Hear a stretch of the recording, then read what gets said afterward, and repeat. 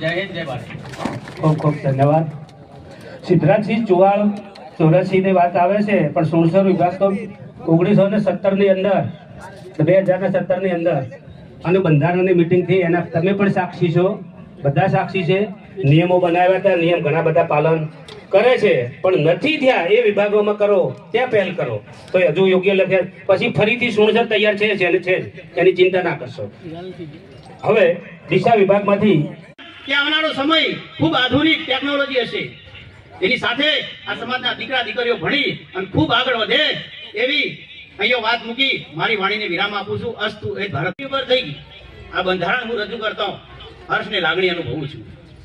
આપ સૌએ સાથે મળ્યા છીએ ત્યારે આ સમાજને સમાજ સુધારણા થકી એક સાચી દિશા મળશે એવું મારું માનવું છે. આવનારા સમયમાં આ સમાજમાં આ રાજપૂત સમાજમાં શિક્ષણનો વેગ વધે એના માટે આપણે કંઈક આજે કરીને સંકલ્પ જજો તમે તમારા વતનમાં.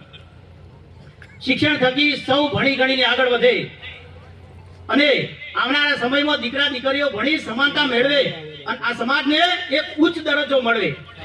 આપણો સમાજ રાજપૂત સમાજ જાગીરદાર છીએ એમાં કોઈ ફરક નહીં પડે. આપણે રાજપૂત હતા, છીએ, જાગીરદાર છીએ અને રહેવાના, પણ આ જાગીરદાર સમાજને મંચ ઉપરથી એક ટકોર કરું છું કે આ જાગીરદાર સમાજને શિક્ષણ થકી હવે જાગવાની જરૂર આવી ગઈ છે. કુટુંબના સભ્યોએ જવું જે આપણા સમયમાં ઘણા સમયથી આ મુદ્દાની ખાસ જરૂર હતી.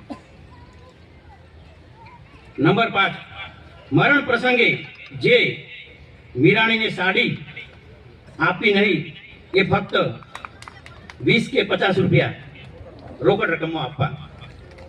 આ છે આપણા સમાજ. મરણ પ્રસંગે ભાગી લેવી નહીં કે આપવી પણ નહીં.